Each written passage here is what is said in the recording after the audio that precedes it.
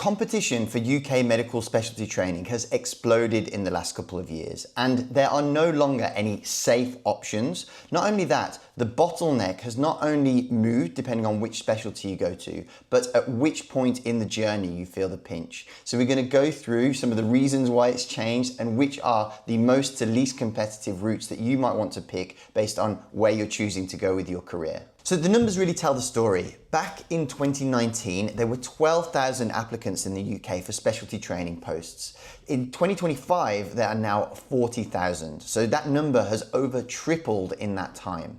Now, there are really three reasons for this, and the biggest one being that the visa restrictions for IMG, International Medical Graduates, have been lifted. So before, there were many more hurdles for those people from abroad to come and apply for specialty training in the UK, and now those restrictions are less stringent than they were before. Another small contributing factor is that places at medical school expanded, so the number of doctors we're producing increased. However, the number of specialty training posts didn't really increase that much relative to that. Now, like I said, depending on the specialty, the pinch points are slightly different. However, the overall result is that basically every entry route to every specialty at every level has increased in its difficulty significantly. Now, before we talk about competition levels, if you are applying to medicine or know someone who's applying to medicine, that is what we do on this channel. We help people understand how to submit their best possible application to get into their chosen university. So if you want to find out more about the channel, how to navigate the process, how to submit your best application, check out the channel, or if you want some individual coaching,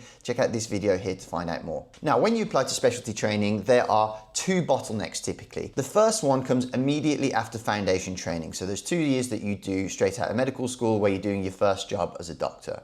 Now, depending on the specialty, there are some that are run-through posts from that stage. So that means that from the point where you finish foundation training to basically doing CCT, certification of completion of training, which is basically when you become a consultant. For some people who do those run-through specialties, that's all you do. You only apply to getting once, and as long as you complete the years from start to finish, then that's you with your training done. But for some people's routes, at that first bottleneck point, you will do what I would call your general specialty training. So you might have things, if you want to be a surgeon, like core surgical training, where you learn general surgical skills whilst being in different specialties. Or you might do core psychiatry training, where you learn core psychiatry skills, or core medical training versus in IMT. And for those people, they will have to do either 2 or 3 years of that core training and then apply for their registrar post. And that's when, say, people who want to be a plastic surgeon will apply for plastics training or trauma and orthopedics, so orthopedic training, or maybe if someone wants to do a medicine subspecialty or a psych subspecialty, that's when they have the second pinch point. For a lot of medical students, they often just think about that first hurdle, which is to get into the core training. But say for most surgical careers, actually, the one that really decides your fate is that second bottleneck. So to look at the competition ratios, let's have a look at them in order of those bottlenecks that we get. So the first one is immediate after foundation training, and here are the most competitive ones. So at the top, you have cardiothoracic surgery, so operating on the heart and lungs. And as you can see, there are only 10 posts in the entire country, and that is for run-through training. So those people will be there for, I believe it's 7 years from the point of finishing foundation training and starting as an ST1 all the way to consultant. So that's the most competitive. Then you have things like public health, neurosurgery. Then you have core psychiatry, which has just skyrocketed in the last 5 to 10 years, because before it was that they were undersubscribed and that basically almost anyone who applied could get a place. Now psychiatry, not only has it gone from 5 to 1 2 years ago, it is now 22 to 1 to get into core psychiatry training. Then you have ophthalmology, so eyes, and women's health in obs and gynae, which are both run through training. Then you'll see after this that you have those more other general trainings that I'm talking about. So core surgical training at 8.6 to 1 is incredibly competitive, but that's just to do the general surgical training like I talked about. IMT, so medical training as well, that's still really competitive at 5.3 to 1. And even GP now is nearly 5 to 1 as well.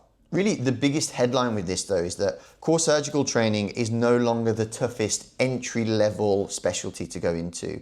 Psych, ophthalmology, obs and gynae, anesthetics, all were considered moderate 5 years ago. They're now significantly more competitive. But that doesn't tell the full picture, because let's look at the second bottleneck, which is basically ST3. So when you become a registrar, and that applies to those people who did that core training and then have to go through it all again to reapply to their subspecialty. So let's have a look again at some numbers. So for surgical specialties, remember you have to clear that core surgical training first. So you have to get into that, then fight for your ST3 place. So plastic surgery, for example, to get in at ST3, it's 6.7 applicants to one place.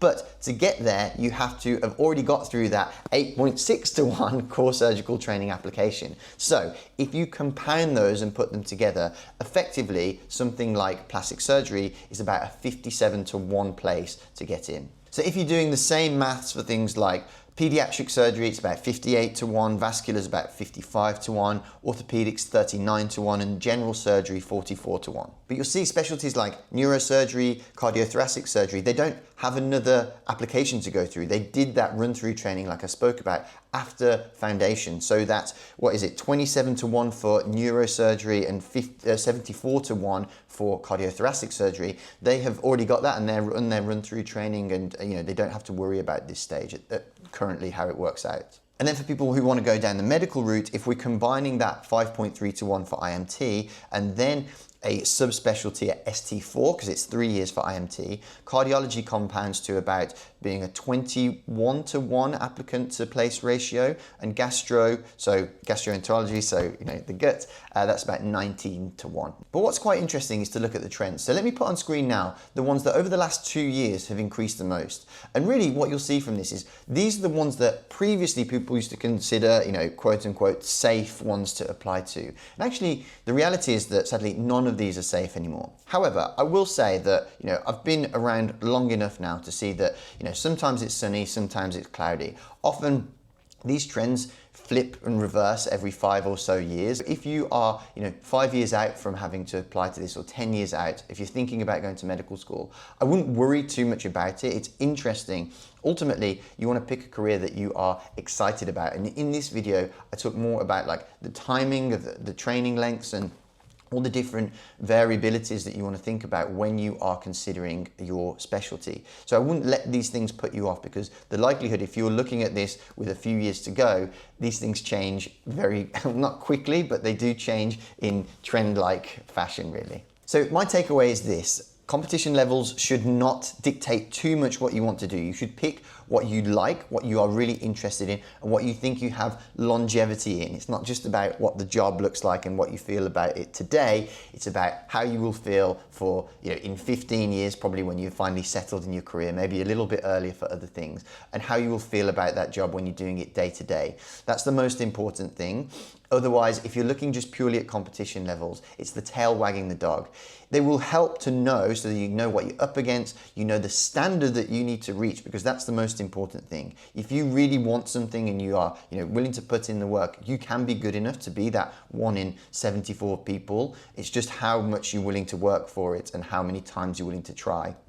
But it can be done. So I wouldn't let the competition levels put you off too much. Remember that they compound, because some of them are 2 stages almost. You'll have the core training and then the subspecialty training, and it's both the competition ratios together that combine to make how likely you are to actually get into it.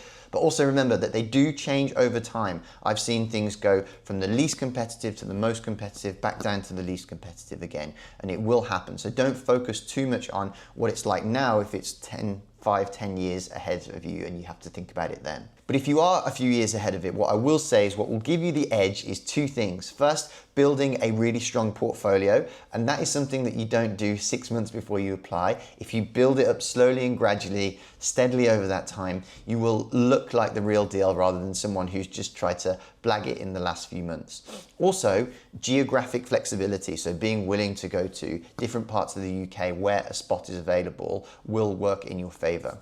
But if it's something that you are not thinking about yet, you just want to get to the next stage, which is getting to medical school, that is exactly what we do. We have a 93% success rate of getting students into their chosen medical or dental school. And we have a guarantee on our program that if you don't get that offer, if you're one of those 7% who are unlucky, you carry on into the next application cycle for free, because that's what we want to do to make sure you get that spot. If you want to do that, it's application only. You can find out more about it in this video, or you can submit an application by clicking in the link below. But otherwise, thank you for watching, and I'll see you in the next video.